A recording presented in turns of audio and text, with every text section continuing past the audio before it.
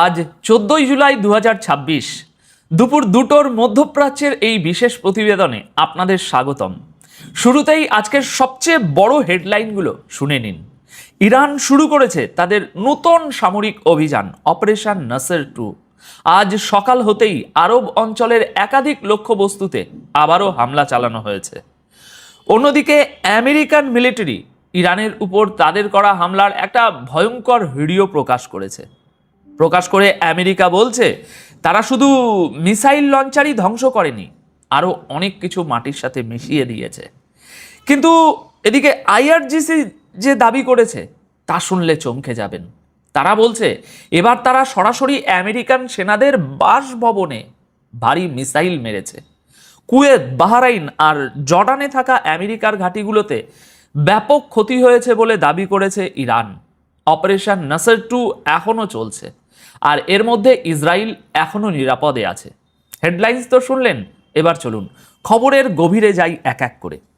দর্শক, আজকের প্রথম এবং সবচেয়ে বড় খবর, ইরান আনুষ্ঠানিকভাবে শুরু করেছে তাদের নতুন সামরিক অভিযান অপারেশন নাসের 2। এই অভিযানের অংশ হিসাবে আমেরিকার বিভিন্ন সামরিক ঘাঁটির উপর একের পর এক নতুন হামলার ঢেউ আছড়ে পড়ছে। আজ 14ই জুলাই সকাল 9টার দিকের তথ্য অনুযায়ী একদিকে আমেরিকা ইরানের কেশ আইল্যান্ড, বুশাহের ও বন্দর আব্বাসের আশেপাশে নতুন করে হামলা চালায়, তো অন্যদিকে এর জবাবে ইরানও তাদের পাল্টা অভিযানের নতুন ধাপ শুরু করে।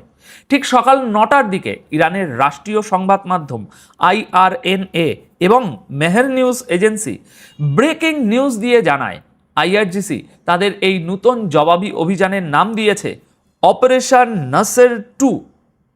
আইআরজিসি দাবি করছে এই অপারেশন নাসের 2 এর দ্বিতীয় পর্যায়ে আজ বাহরাইনে থাকা আমেরিকান মিলিটারির অনেকগুলো গুরুত্বপূর্ণ ঘাঁটিতে আঘাত আনা হয়েছে। ইরান বলছে তারা আমেরিকান সেনার অস্ত্র রাখার সাপোর্ট ওয়্যারহাউস, একটা স্যাটেলাইট কমিউনিকেশন সেন্টার এবং আমেরিকান সেনাদের থাকার বিল্ডিংয়েও হামলা চালিয়েছে।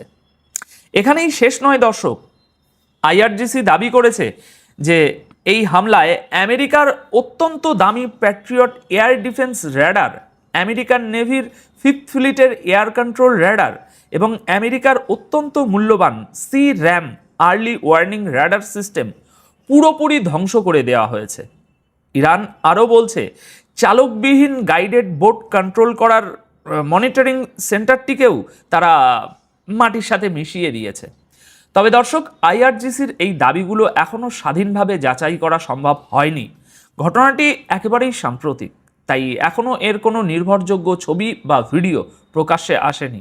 সম্ভবত বিকেলের দিকে আরও তথ্য বা ভিজুয়াল সামনে আসতে পারে। কিন্তু যদি ইরানের এই দাবি সত্য হয়, তাহলে এর মানে দাঁড়ায় যে বাহরাইনে থাকা আমেরিকার সবচেয়ে গুরুত্বপূর্ণ মিলিটারি নেটওয়ার্ক এখন সরাসরি ইরানের নিশানায় পরিণত হয়েছে। ভোরের পর বাহরাইনে এটা ইরানের দ্বিতীয় হামলা। মনে রাখবেন, আমাদের যখন সকাল হয় ওদের তখন ভোর হয়, টাইম ডিফারেন্সটা একটু মাথায় রাখবেন।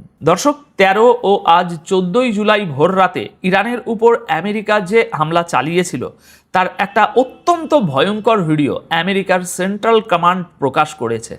ভিডিওটা আপনারা দেখতে পাচ্ছেন কিভাবে ইরানের মিলিটারি সাইটগুলোতে টার্গেট করা হয়েছে, তা একদম পরিষ্কার দেখা যাচ্ছে।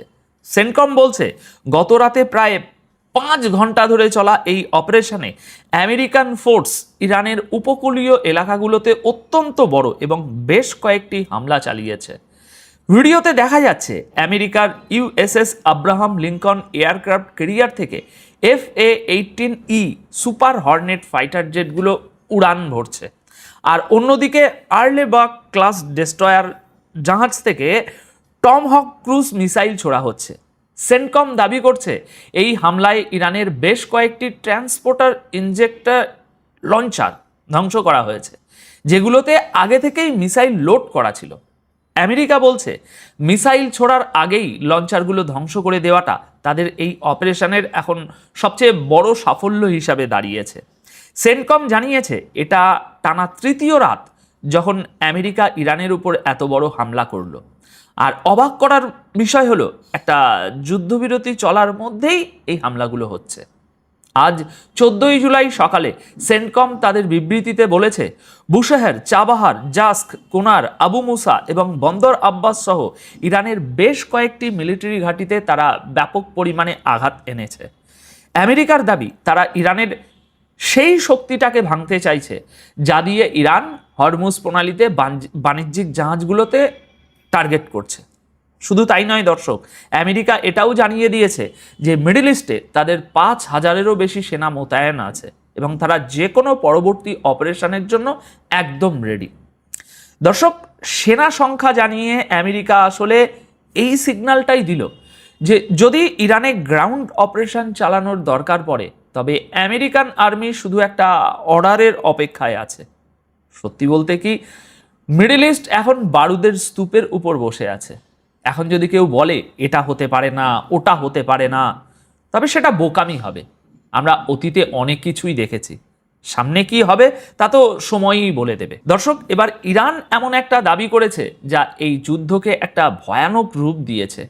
আইআরজিসি বলছে তাদের হামলা এখন আর শুধু মিলিটারি ঘাঁটিতে আটকে নেই, তারা এবার বাহরাইনে থাকা আমেরিকান ফোর্সের আবাসিক বিল্ডিংয়েও ব্যাপকভাবে আঘাত করেছে। অর্থাৎ ইরান এখন সেই প্রবাদটা সত্য করতে চাইছে, তোমাকে ঘরে ঢুকে মারব। তারা মারতে পেরেছে কি পারেনি সেটা আলাদা কথা, তবে এটা তাদের দাবি।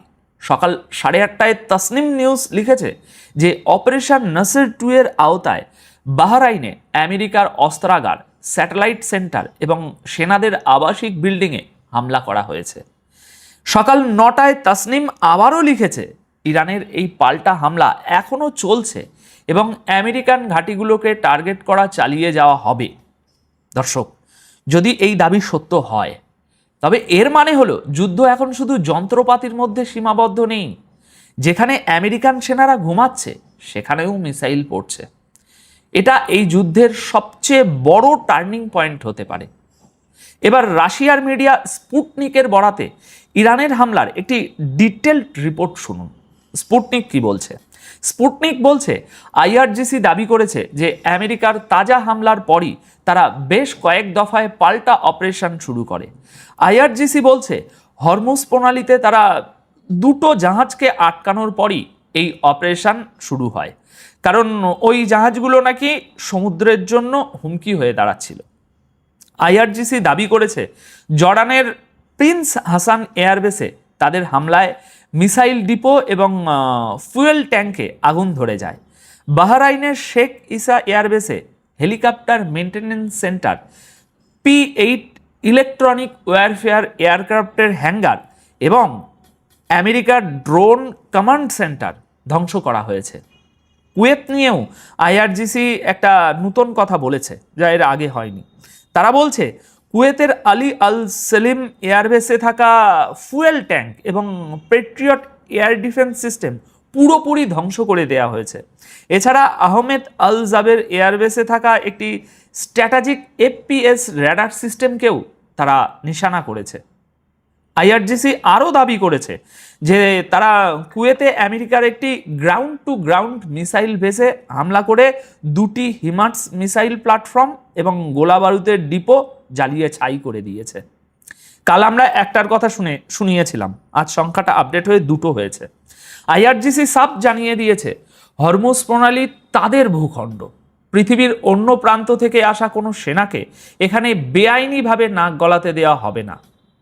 দর্শক, আইআরজিসির এই দাবিগুলোর এখনও কোনো স্বাধীন সত্যতা পাওয়া যায়নি, আমি অন্তত পাইনি। আর আমেরিকা বা আরব দেশগুলোও তাদের ক্ষতির কথা অফিসিয়ালি স্বীকার করেনি, করবেও না। দেখুন, যুদ্ধে কেউ ধোয়া তুলসী পাতা হয় না, কেউ পুরোপুরি সত্য বলে না। সবাই শুধু বিপক্ষের ক্ষতিটা বড় করে দেখায় আর নিজের ক্ষতিটা লোকায়। আমেরিকা, কুয়েত বা বাহরাইন কখনোই বলবে না যে তাদের প্যাট্রিয়ট বা থার্ড সিস্টেম মাটিতে মিশে গেছে, কারণ এগুলো বললে তো তাদের ইজ্জত চলে যাবে। মানুষ এতদিন আয়রন ডোম, থার্ড আর পেট্রিয়টের জপমালা পড়ত, আজ সেগুলোর কি হলো? ইরানও কি সত্যি কথা বলছে? তাদেরও তো এয়ার ডিফেন্স সিস্টেম ধ্বংস হয়েছে। যুদ্ধে এভাবেই দাবির খেলা চলে। আসল সত্যটা হয়তো কয়েক মাস পর কোনো বই পড়লে জানা যাবে যে আসলে কার কত ক্ষতি হয়েছিল সেই যুদ্ধে। এই তো ধরুন না, সকাল 10:30টার দিকে একটা খবর এলো যে ইরান জর্ডানের এয়ারবেসে হামলা করেছে, আর জর্ডান বলছে তারা নাকি 4টে মিসাইল আটকে দিয়েছে। এদিকে সকাল 9টার দিকে আইআরজিসি একটা খবর দিল যে তারা 2টো বিশাল সুপার অয়েল ট্যাঙ্কারকে হরমুজে আঘাত করেছে, কারণ তারা ইরানের কথা শোনেনি। পরে জানা যায় এগুলো ইউএইর ট্যাঙ্কার, যেটা আমরা এর আগের ভিডিওতে যে রিপোর্টটা কভার করেছিলাম। আইআরজিসি বলছে আমেরিকা নাকি ওই জাহাজগুলোকে ভুল বুঝিয়েছিল যে চাও কিচ্ছু হবে না, আর জাহাজগুলো এমন একটা রাস্তা দিয়ে যাচ্ছিল ওই আমেরিকার কথা শুনে যেখানে ইরান মাইন বিছিয়ে রেখেছিল। তো আপাতত এই প্রতিবেদন তাহলে এখানেই শেষ করব দর্শক। এখন আপনাদের কি মতামত নিচে কমেন্ট সেকশনে অবশ্যই জানাবেন। আমাদের শিক্ষার্থীদের জন্য একটা ব্রেকিং সংবাদ আছে। আমি প্রথমে বাংলাদেশের প্রসঙ্গ থেকে চলে যাব আমেরিকা ইরান প্রসঙ্গে, কারণ সেখানকার ব্রেকিং খবরগুলো আসতে শুরু করেছে।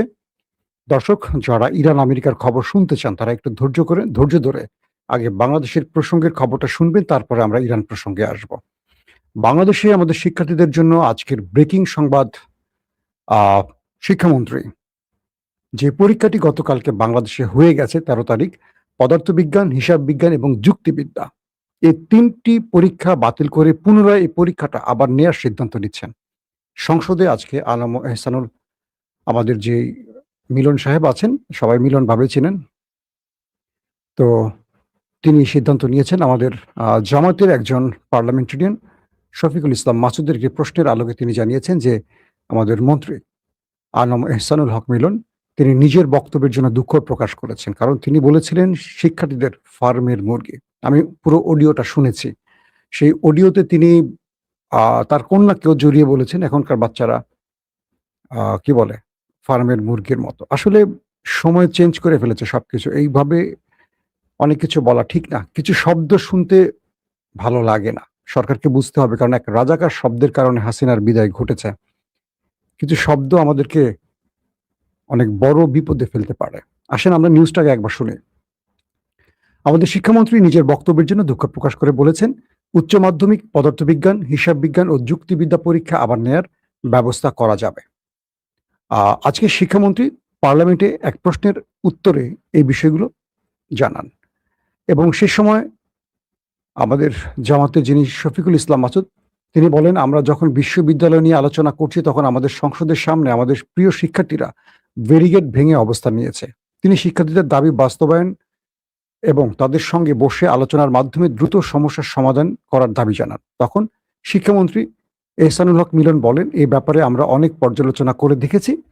গতকালকে যে পদার্থবিজ্ঞানের পরীক্ষা হয়েছে, হিসাব বিজ্ঞান ও যুক্তিবিদ্যা পরীক্ষা হয়েছে, এই পরীক্ষার সময় বৃষ্টি ছিল, অনেকেই ভিজেছে এবং অনেকেই পরীক্ষা সঠিকভাবে দিতে পারেনি এমন অভিযোগ এসেছে। আমরা যদিও সবসময় পর্যবেক্ষণের মধ্যে ছিলাম, তারপরও শিক্ষার্থীদের দাবি এসেছে এই পরীক্ষাটি নিয়ে। শিক্ষামন্ত্রী বলেন, ইতিমধ্যে বন্যার কারণে চট্টগ্রাম বোর্ডের প্রতিটি জেলার পরীক্ষা বন্ধ করে দিয়েছি। আমাদের পুনরায় পরীক্ষা নিতেই হবে। এক্ষেত্রে আমরা ভেবেচিন্তে দেখেছি চট্টগ্রাম বোর্ডের পরীক্ষা যখন নিতে হবে, পদার্থবিজ্ঞান প্রথম পত্র, হিসেব বিজ্ঞান ও যুক্তিবিদ্যা, সে সময় আমরা এই পরীক্ষাটি পুনরায় নেয়ার ব্যবস্থা করব ইনশাআল্লাহ। তো শিক্ষামন্ত্রীর এই বক্তব্যটি আমাদের শিক্ষার্থীদের মনে, আমি বলতে পারবো যে একটা বড় হতাশা দূর করেছে। এখানে কয়েকটা বিষয় আমাকে উল্লেখ করতেই হবে। আরেকটা বিষয় হলো যে শিক্ষকরা প্রশ্ন করেছেন পদার্থবিজ্ঞানের, সেই প্রশ্নে ত্রুটি এবং অসঙ্গতির জন্য 4 শিক্ষককে কারণ দর্শানোর নোটিশ দিয়েছে উচ্চ মাধ্যমিক ও উচ্চ মাধ্যমিক শিক্ষা বোর্ড। এটি একটি গুরুত্বপূর্ণ খবর। আমরা আসলে তাদের শোকজ নয়, আরো বড় কিছু আশা করি। দর্শক, যে কথাটা এখন খুব গুরুত্বপূর্ণ সেটা হলো আজ সারা দেশে বিভিন্ন জায়গায় শিক্ষার্থীরা রাজপথে আন্দোলন করেছে। তুমি কে, আমি কে, ফার্মের মুরগি এরকম স্লোগান উঠেছে। শিক্ষার্থীরা বিভিন্ন জায়গায় পুলিশের সাথে মারমুখী অবস্থানেও গেছে, পুলিশ ছাত্রদের উপর মারমুখী হয়েছে। আবার দেখলাম আমার পছন্দের আর প্রিয় ভাই ছাত্রদলের সেক্রেটারি নাসির, তিনি ছাত্রদের শান্ত করতে গেছেন এবং ছাত্রদের বলেছেন যে আমরা পূর্বের ছাত্রলীগের মতো নই যে সরকার যা বলবে তাই করব, আমরা শিক্ষার্থীদের পক্ষে আছি। আমি সরকারের কাছে একটা দাবি থাকবে, এই সময় ছাত্রদের শান্ত করতে ছাত্রদলকে পাঠাবেন না, কারণ নাসির রাকিবরা যথেষ্ট বুদ্ধিমান, তাদের সঙ্গে কিছু যায় যারা উস্কে দেয়, কারণ ছাত্রদলের কমিটির মধ্যে অনেক ছাত্রলীগ আছে, তারা কাজের এজেন্ডা বাস্তবায়ন করবে কেউ জানে না। রানিং কমিটিতে অনেক ছাত্রলীগ আছে, আমি পার্সোনালি চিনি। সাংবাদিকরা অনেক মানুষের ভেতরের খবর জানে। এই সময় ছাত্রদলকে কোনোভাবেই মাঠে নামানো ঠিক হবে না, এটা সরকার করবে। তারেক রহমানের একটি বক্তব্যে দিয়ে শান্ত হয়ে যাবে। তিনি পুরো বিষয়টা পর্যবেক্ষণে আছেন। যতটুকু শুনেছি, তিনি শিক্ষামন্ত্রীর সাথে কয়েক দফা ফোনে কথা বলেছেন এবং তাকে দ্রুত একটা সমাধানের কথা বলেছেন। কারণ আমাদের শিক্ষামন্ত্রী, তিনি যেই প্রক্রিয়া ছাত্রদের কাছে ট্রলের শিকার হয়েছেন, এটা তাকেই ভাঙতে হবে। এক। ২ নম্বর বিষয়টা হলো পদার্থবিজ্ঞানের প্রশ্ন ভুল, অসঙ্গতি, হার্ড প্রশ্ন করা এবং শিক্ষার্থীরা কলেজে যেসব বিষয়গুলো পড়াশোনা করেনি, যে সূত্র নিয়ে তাদের অঙ্কের খেলাগুলো আছে, মারপ্যাচ আছে, অনেকেই তার কলেজ জীবনে শিক্ষকরা তাদেরকে পড়ায় নাই। আবার অনেকে ট্রল করছেন, যারা পড়বে না তারা এখন রাজপথে কেন? যারা সায়েন্সে পড়েন তারা বিষয়টা ভালো করে বোঝেন। আবার যারা এই কমেন্টগুলো করছেন, এরা অধিকাংশই লেখাপড়ার লোক নন, এরা পলিটিক্সের লোক। আবার অনেকেই বলছেন প্রশ্ন ভালো হয়েছে, এরা সাজানো লোক, আমরা বুঝতে পারছি। বাংলাদেশে কে কতটুকু মেধাবী, কে কতটুকু ভালো, ভালো ভালো কলেজের পোলাপান কান্না করে হল থেকে বেরিয়ে গেছে, সেখানে কিছু সাজানো নাটক বন্ধ করেন। ১। ২। ৩ নম্বর হলো সরকার দ্রুত সময় সিদ্ধান্তটা নিয়েছে, খুব ভালো হয়েছে। আমার প্রশ্ন থাকবে শিক্ষামন্ত্রীর কাছে, আপনাকে যারা বিপদে ফেলেছে, যারা এই প্রশ্নগুলো করেছে, শিক্ষা মন্ত্রণালয়ের বা শিক্ষা বোর্ডের গুরুত্বপূর্ণ পদে আওয়ামী লীগের যেসব ব্যক্তিরা বসে আছে, যারা সরকারকে বিপদে ফেলতে চায়, তাদেরকে দ্রুত শনাক্ত করেন। দ্রুত এই স্পর্শকাতর জায়গা থেকে বের করে আনেন। শিক্ষার্থীরা খুব মারাত্মক বিষয়, এটা স্পর্শকাতর জায়গা। বিএনপি জামাত ১৫ বছর চেষ্টা করে আওয়ামী লীগের একটা পশম ছিঁড়তে পারে নাই। শিক্ষার্থীরা হাসিনাকে দেশ ছাড়া করেছে, এটা ভুলবেন না। ছাত্রদলকে মাঠে নামিয়ে শিক্ষার্থীদের শান্ত করার চেষ্টা করবেন না, হিতে বিপরীত হবে। ভালো করে খেয়াল রাখবেন, কারণ ছাত্রদল বাংলাদেশের একটি বিশ্ববিদ্যালয় নির্বাচনে, সংসদ নির্বাচনে জিততে পারে নাই। ছাত্রলীগ এবং ছাত্রদলের প্রতি সাধারণ শিক্ষার্থীদের নজরটা সুনয়, কুনজর। তাদের প্রতি ভালোবাসাটা কম। সারা দেশে যুবদল, ছাত্রদল, স্বেচ্ছাসেবক দল যা কিছু করে, এই দায়গুলো বিএনপিকে নিতে হয়। তাই এদেরকে মাঠে নামাবেন না। ৪। যে সিদ্ধান্তটা সরকার নিয়েছে, দ্রুত মিডিয়ার মাধ্যমে প্রচার করুন যে পরীক্ষাগুলো আবার নেওয়া হবে। ছাত্ররা ঘরে ফিরে যাক, তাদেরকে মাঠে নামানো যাবে না। কারণ যে কোনো সময় ফলস ফ্ল্যাগ অপারেশন, বুঝতে পারছেন তো? ছাত্রদের মধ্যে আওয়ামী লীগ তাদের এজেন্টটা দিয়ে বা দিল্লি তাদের এজেন্ট নামিয়ে কোনো বড় রকম একটা অ্যাটাক চালাতে পারে। ২-৪ জন ছাত্রের জীবন চলে গেলেই আক্রমণের ফলে পুরো দেশ আগুন জ্বলে যাবে। পুরো দায় বিএনপিকে নিতে হবে। শিক্ষার্থীদের বলবো, সরকার দাবি অধিকাংশ মেনে নিচ্ছে বা মেনে নিয়েছে। আপনারা ঘরে ফিরে যান। আপনারা ঘরে ফিরে যান। কোনো মা, কোনো পিতা তার সন্তানকে এখন রাস্তায় রাখবেন না। এটা খুবই বিপজ্জনক ব্যাপার।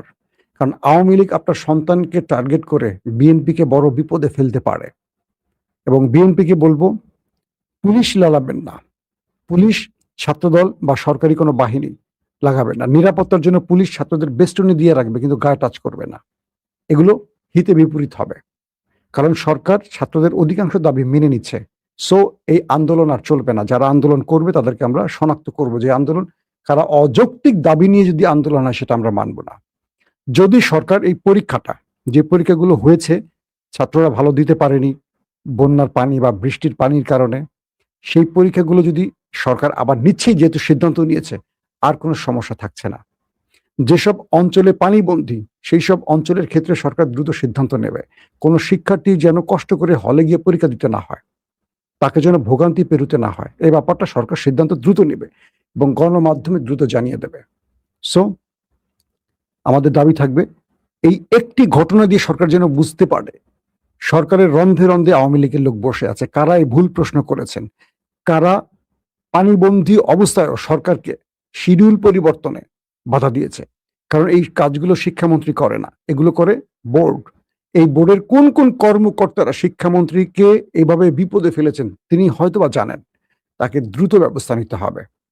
একটা দেশের মন্ত্রী সবকিছু করে দেয় না, কিন্তু মন্ত্রীকে সব দায়িত্ব নিতে হয়, যেমন শেখ হাসিনা সকল দায়িত্ব নিয়েছে। সো আমাদের মিলন ভাইকেও নিতে হবে। কিন্তু তিনি যাদেরকে, তার যে টিমের মধ্যে যারা রয়েছেন ফ্যাসিস্টদের দোসর, তাদেরকে যদি না চেনেন, সরকারের এখনো গুরুত্বপূর্ণ জায়গায় আওয়ামী লীগের লোক বসে আছে, পুলিশের মধ্যে আছে, আমলার মধ্যে আছে, শিক্ষা বোর্ডের মধ্যে আছে, নানান জায়গায় বসে আছে। কারণ সরকারকে বিপদে ফেলতে পলাতক হাসিনা গ্রুপ বড় বড় প্ল্যান করছে। সরকার এই ব্যাপারগুলোতে যেন সজাগ থাকে, এটি একদম ক্লিয়ার স্পষ্ট বার্তা। আরেকটি কথা বলছি, অভিভাবকদের আপনাদের সন্তানদের ব্যাপারে খবর রাখবেন। আন্দোলন অধিকার আদায়ের জন্য আন্দোলন অবশ্যই করতে পারে, তাদের নিরাপত্তা চিন্তা করবেন। পুলিশ বাহিনীকে, এজেন্সিকে বলবো, ছাত্রদের উপর যেন বড় কোনো হামলা অদৃশ্য থেকে কেউ করতে না পারে। এজেন্সির ভেতরেও কিন্তু হাসিনার লোক আছে, আমাদের এই এজেন্সিগুলো আছে, গোয়েন্দা বাহিনীর, তাদের মধ্যেও তাদের লোক আছে। তারা বোমা হামলা থেকে শুরু করে বিভিন্ন রকম অঘটন ঘটাতে পারে, যেটাকে বড় আন্দোলনের রূপ দেওয়ার জন্য প্রয়োজন হতে পারে। এগুলো যেন না ঘটে। দর্শক, চলে আসছি ইরান আমেরিকা প্রসঙ্গে। মার্কিন প্রেসিডেন্ট ডোনাল্ড ট্রাম্প তার একটি বক্তব্যে বলে ফেলেছেন তিনি ইরানে প্র্যাকটিক্যাল নিউক্লিয়ার অ্যাটাক করেছেন। প্র্যাকটিক্যাল নিউক্লিয়ার অ্যাটাক খুবই ভয়ঙ্কর একটা ব্যাপার। আমেরিকা ইরানের মধ্যে ম্যাসিভ আকারে, ভয়ঙ্কর আকারে অ্যাটাক চালাচ্ছে। ইরানের ড্রোন স্টোরেজ টার্গেট করছে, ড্রোন লঞ্চার টার্গেট করছে, সামরিক স্থাপনা টার্গেট করছে, মিসাইল স্টোরেজ টার্গেট করছে, যেখান থেকে মিসাইল উৎক্ষেপণ করা হয় সেগুলো টার্গেট করছে, রাডার সিস্টেম টার্গেট করছে, প্রতিরক্ষা টার্গেট মানে আকাশ প্রতিরক্ষা সিস্টেমগুলোকে টার্গেট করছে, এবং একটার পর একটা সিরিজ অ্যাটাক ইরানের মধ্যে চলছেই আমেরিকার পক্ষ থেকে। এবং আজকের যে লেটেস্ট খবর, সেখানে বলা হচ্ছে যে হরমুজ ঘিরে বা হরমুজকে ইরান যেখান থেকে কন্ট্রোল করে সেই কন্ট্রোল জোনগুলোকে একটার পর একটা উড়িয়ে দেওয়ার চেষ্টা করছে আমেরিকা। ইরান তার সর্বোচ্চ দিয়ে প্রতিরক্ষার ব্যবস্থা করছে, এবং এখন পর্যন্ত হরমুজের দুই পক্ষের লড়াই কিন্তু, প্রাণঘাতী লড়াই কিন্তু চলছে। মার্কিন সামরিক বাহিনী ইরানের উপর আরো হামলা চালাবে এবং এই নির্দেশনা ইতিমধ্যে চলে এসছে। এবং ইরানের গণমাধ্যম বলছে বুশহর, বন্দর আব্বাস এবং মাহশাহর এবং এবং আবাদান শহরে ব্যাপক অ্যাটাক চালিয়েছে আমেরিকা। ইরান দাবি করছে তারা কুয়েত, বাহরাইন ও জর্দানে অবস্থিত মার্কিন স্থাপনা এবং হরমুজ প্রণালীতে দুটো তেলবাহী সুপার ট্যাঙ্কারে হামলা চালিয়েছে। পাশাপাশি ইরান বলছে তারা বাহরাইনে মার্কিন ঘাঁটিকে মোটামুটি গুড়িয়ে দিয়েছে, সেটা অনেক বড় একটা ঘাঁটি, কয়েকটা অংশকে গুড়িয়ে দিয়েছে। কুয়েতে ব্যাপক অ্যাটাক করেছে, সেখানে মার্কিন ঘাঁটিকে উড়িয়ে দিয়েছে মার্কিন কয়েকটি সিস্টেম, তাদের যে ড্রোন স্টোরেজ গুলো সেখানে অ্যাটাক করেছে, মিসাইল স্টোরেজে অ্যাটাক করেছে, এবং তাদের যে ফুয়েল স্টেশন মানে যেখান থেকে ফুয়েল সংগ্রহ করে রাখে তারা, সেই ফুয়েল স্টেশন অ্যাটাক করেছে। অর্থাৎ আমেরিকাকেও মোটামুটি নাড়িয়ে ছেড়েছে ইরান আজকের আক্রমণে। এবং তারা বলছে বাহরাইন ও জর্দানেও তারা ব্যাপক অ্যাটাক করেছে। জর্দানে মার্কিন ঘাঁটির বেশ কিছু খবর আসছে যে সেখানে তাদের গুরুত্বপূর্ণ সেনাদের একটি ভবন আছে, সেই ভবনটা উড়িয়ে ফেলেছে। ধারণা করা হচ্ছে অনেক মার্কিন সেনা ওপারে গেছে। তো এই দুই পক্ষের হামলা এত তীব্র হচ্ছে, দিন যত যাচ্ছে তত তীব্র হচ্ছে, দুই পক্ষ ভয়াবহ আক্রমণে জড়িয়ে পড়েছে এবং কেউ কাউকে ছাড় দিচ্ছে না, এমন একটা অবস্থা তৈরি হয়েছে। এই পরিস্থিতি মার্কিন প্রেসিডেন্ট ডোনাল্ড ট্রাম্প হরমুজে 20% টোল নিজে নেবে এমন ঘোষণার পর ইরান আরো ক্ষেপে গেছে, এবং ইরান এখন এটাকে জীবন মরণ লড়াই হিসেবে বেছে নিয়েছে। এক বাক্যে বলা যেতে পারে ইরান এবং আমেরিকা বা ইসরায়েল এই যুদ্ধে কেউ কাউকে আর ছাড় দিতে নারাজ। আমেরিকা বলছে আমরা ইরানে ট্যাকটিক্যাল নিউক্লিয়ার অ্যাটাক চালিয়েছি, তার মানে এই যে ইরানে আক্রমণ হয়েছে এর মধ্যে একটা নিউক্লিয়ার অ্যাটাক ছিল, ছোট মাত্রায় ধরলাম, কিন্তু নিউক্লিয়ার অ্যাটাক, তার মানে ইরানের কতগুলো মানুষ প্রাণ হারাতে পারে, যে বিষয়গুলো হয়তো ইরান জাতির সামনে আনছে না বা সামনে আনবে, অথবা ট্রাম্প এটা সত্য না মিথ্যা বলছে সেটা ইরানের বক্তব্যের পর আমরা বুঝতে পারবো। তার মানে ইরান এখন নিউক্লিয়ার অ্যাটাকের পরও যখন ভয় পায়নি, তার মানে ইরানকে আমেরিকা দমাতে পারবে না। ইরান এখন ডু-ডাই ম্যাচ খেলছে, ইরানের সামনে পথ একটাই খোলা, হয় মরো নতুবা মারো। সহজ বাক্যে, এক বাক্যে কথাটি বলা যেতে পারে, ইরানের সামনে আর কোনো পথ এখন খোলা নেই। দর্শক, তাছাড়া আরো বেশ কিছু তথ্য আসছে এরকম যে ইসলামী প্রজাতন্ত্র ইরানের IRGC তাদের সর্বোচ্চ প্রস্তুতি নিয়ে রেখেছে আমেরিকাকে মোকাবেলার জন্য। তারা বলছে যুক্তরাষ্ট্র একটি অবৈধ পথ দিয়ে হরমুজ প্রণালীতে যান চলাচল নিরাপত্তার নাম করে যে টোল ঘোষণা করেছে, এটা তাদের দিবা স্বপ্ন, কখনো তারা এটি বাস্তবায়ন হতে দেবে না। পাশাপাশি ইরান এটিও বলছে গালফের যে দেশগুলো ইরানে আক্রমণে তাদের ঘাঁটি ব্যবহারের অনুমতি দিচ্ছে। ইরানের নেক্সট টার্গেট তারা হবে। ইতিমধ্যে ৬টি দেশকে ইরান টার্গেট করে ফেলেছে এই দ্বিতীয় ফেজে এসে। এবং ইরানের সশস্ত্র বাহিনী আমেরিকানদের প্রতিশ্রুতি ভঙ্গের বিরুদ্ধে দৃঢ়ভাবে অবস্থান নিয়েছে, যে তারা বলছেন যে আমেরিকানরা বারবারই প্রতিশ্রুতি ভঙ্গ করেছে এবং প্রতারণা করেছে ইরানের সঙ্গে। ইরান এই ব্যাপারে কোনোভাবেই আর ছাড় দিতে নারাজ। অন্যদিকে ইউকে হঠাৎ করে ইরানের আইআরজিসিকে সন্ত্রাসী তকমা দিয়েছে। আইআরজিসিকে সন্ত্রাসী সংগঠন হিসেবে ঘোষণা করার যুক্তরাষ্ট্রের সিদ্ধান্তের তীব্র নিন্দা করেছে ইরান। এক বিবৃতিতে পররাষ্ট্র মন্ত্রণালয় বলছে, ব্রিটিশ সরকারের এই সিদ্ধান্তকে রাজনৈতিক উদ্দেশ্য প্রণোদিত এবং আন্তর্জাতিক আইনি নীতির পরিপন্থী বলে নিন্দা জানিয়েছে ইরান। ব্রিটিশ সরকার কর্তৃক আইআরজিসিকে তালিকাভুক্ত করা একটি অন্যায় ও দায়িত্ব জ্ঞানহীন পদক্ষেপ, যা রাষ্ট্রসমূহের সার্বভৌমত্ব, সমতা এবং দেশগুলোর অভ্যন্তরীণ বিষয়ে হস্তক্ষেপ না করার নীতিসহ আন্তর্জাতিক আইনের মৌলিক নিয়মগুলোর লঙ্ঘন। আইআরজিসি যারা ইরানকে রক্ষায় কাজ করছে, ইন্টারেস্টিং ব্যাপার দেখেন, তাদেরকে বলছে তারা সন্ত্রাসী সংগঠন, কিন্তু যারা ফিলিস্তিনে হাজার হাজার লক্ষ লক্ষ মানুষ মারলো তারা সন্ত্রাসী না। যারা ইরানের ভেতরে একটি আক্রমণে স্কুলের 200 মানুষ মেরে দিল, যার মধ্যে 168 জন কোমলমতি শিক্ষার্থী ছিল, ছোট বাচ্চা, ফুলের মতো বাচ্চা, পৃথিবীর কোনো মানবাধিকার সংগঠন, জাতিসংঘ চোখে দেখলো না। এই সভ্যতাগুলো তারা পুরো পৃথিবীতে প্রচার করে। আমরা সেই প্রচারগুলো দেখি আর আমাদের উচ্চ শিক্ষার জন্য সেই দেশগুলোতে গিয়ে আমরা সভ্যতা অর্জন করে আবার দেশে এসে আরো বড় অসভ্য হই। ইরান এবং আমেরিকার মধ্যে এখন যে ফেজে খেলা চলছে, এটা নিউক্লিয়ার অ্যাটাকের দিকে যাবে। মার্কিন গণমাধ্যম বলছে, যদি ইরানের আক্রমণে ট্রাম্পের কিছু ঘটে, সেক্ষেত্রে নেক্সট প্রেসিডেন্ট হবে vice president JD Vance. JD Vance সেনাবাহিনীকে নির্দেশ দিয়েছেন, এমন তথ্য মার্কিন গণমাধ্যম প্রচার করছে, যে ট্রাম্পের কিছু হলে আমেরিকা ইরানের উপর নিউক্লিয়ার অ্যাটাক চালাবে। আমেরিকার এত খাউস কেন নিউক্লিয়ার অ্যাটাক চালাবার? আমার মনে হয় ইরানের উচিত এই মুহূর্তে তাদের নিউক্লিয়ার পরীক্ষাটা চালানো। আমার ধারণা তারা বানিয়ে রেখেছে, এটা আমি বিশ্বাস করি। যদি বানিয়ে ফেলে একটা পরীক্ষা চালানো, কারণ ইতিমধ্যে ইরানে আমেরিকার ট্রাম্পের বক্তব্য অনুসারে তারা নিউক্লিয়ার অ্যাটাক করেছে। যে যুদ্ধ চলছে এর মধ্যে সীমিত আকারে, হয়তো বড় না, কোনো নিউক্লিয়ার ওয়ারহেড ব্যবহার করেছে। ইরান অনেক জিনিস হজম করছে। দুটো প্রশ্ন তৈরি হয় না, যে ইরান এত বড় খবরটিকে হজম করলো কেন? 2, এই নিউক্লিয়ার অ্যাটাকের পরও ইরান ভয় পেল না কেন? তার মানে আমেরিকা এখন বুঝতে পারছে ইরানকে আর ভয় দেখানো যাবে না। কিন্তু হরমুজ নিয়ে এই আক্রমণ এখন তীব্র হচ্ছে, বড় মাত্রায় চলে যাচ্ছে। এটাকে যদি এখন বন্ধ করা না যায়, তৃতীয় বিশ্বযুদ্ধের দিকে যাচ্ছে। যখন আমেরিকা বলছে হরমুজ থেকে তারা টোল আদায় করবে, আমার নদী টোল আদায় করবে আরেকজন 10,000 মাইল দূর থেকে এসে। কি অদ্ভুত না শক্তির, মানে কি বলবো, যে শক্তির যে আস্ফালন, সেটা বোঝা যাচ্ছে কিরকম। ইরান বলছে আমার জলরাশি থেকে তুমি টোল নিবা আমি বেঁচে থাকতে, ওকে, তুমি কি করতে চাও করো, আমি আছি তোমার সামনে, দেখি।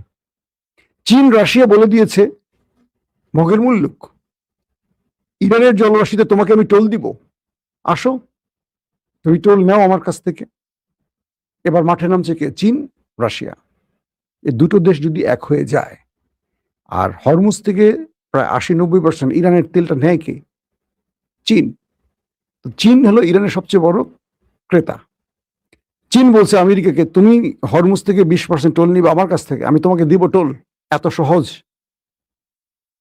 তার মানে এই দুটো দেশ ইরানকে আরো বেশি সহযোগিতা করবে আমেরিকাকে গালফ থেকে খেদানোর জন্য। এখন আমেরিকা এই যুদ্ধে যদি চলে যায়, আমেরিকার সুপার পাওয়ারের পতন। ইরান যদি আমেরিকার কাছে নতি স্বীকার করে, পুরো ইরান আমেরিকার দখল।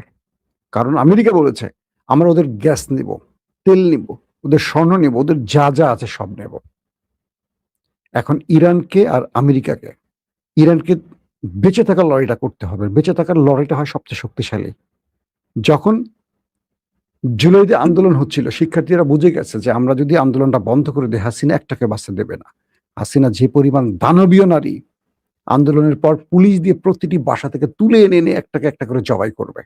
কারণ সিরিজ যে 2000 মানুষকে মারতে পারে, 40,000কে অন্ধ, পঙ্গু, ল্যাংরা, খোড়া বানাতে পারে, যেই সরকার তার দেশের শিক্ষার্থীদের তার দেশের নাগরিকদের এই প্রকাশ্যে মারতে পারে, আন্দোলন যদি হাসিনা দমাতে পারে, বাংলাদেশে আর কখনো আন্দোলন সফল হবে না। এত প্রাণের বিনিময়ে যদি হাসিনার কিছু না হয়, এই দেশ আজীবনের জন্য দিল্লির সিলমোহরের নিচে পড়ে যাবে। শিক্ষার্থীরা এই বিষয়টি বুঝতে পেরেছে, জনতা বুঝতে পেরেছে। তারা জীবন দেওয়ার জন্য যখন নেমেছে, একটা সময় হাসিনা পালাতে বাধ্য হয়েছে। তার মানে ডু ডাই ম্যাচ খেলেছে শিক্ষার্থীরা বা ছাত্র জনতা। ইরান এই ম্যাচটি খেলছে এখন। আমেরিকাকে কিন্তু ইরানও মারছে, কিন্তু ইরান মরছে, কিন্তু ইরান মারছে। ইরান মার খেয়ে ঘরে বসে থাকছে না। আমেরিকা যে পরিমাণ ক্ষতি করছে ইরানের, ইরান আমেরিকার তার কম ক্ষতি করেনি। আমেরিকার মিসাইল ফুরিয়ে আসছে। আজ সারাদিন যে খবরগুলো পেয়েছি, আমেরিকার গুরুত্বপূর্ণ মার্কিন ঘাঁটিগুলোর মোটামুটি গুড়িয়ে উড়িয়ে ছড়িয়ে দিয়েছে। তাদের বেসগুলো জ্বলছে, তাদের ড্রোন স্টোরেজ পুড়িয়ে দিয়েছে, তাদের প্রতিরক্ষা ব্যবস্থা, আকাশ প্রতিরক্ষা প্যাট্রিয়ট এক একটা দাম সেই রকম দাম মনে করেন গুলিয়ে দিচ্ছে। আরব দেশগুলোর মধ্যে একটার পর একটা মিসাইলের ড্রোন হিট করছে, পুরো দেশের মধ্যে সাইরেন বাজছে। আমেরিকা ইরানকে ছাড় দিচ্ছে না। দুই পক্ষ সমান্তরে লড়াই চালিয়ে যাচ্ছে। ভয়াবহ এক লড়াই চলছে এখন দু দেশের মধ্যে। দর্শক, আজকে রাতে যদি আরো বড় বড় খবর আসে, চেষ্টা করবো 12টা বাজুক আর 1টা বাজুক আপনাদের খবর দেওয়ার জন্য। এখনকার মতো বিদায় নিচ্ছি। প্রত্যেকে ভালো থাকবেন। আল্লাহ হাফেজ।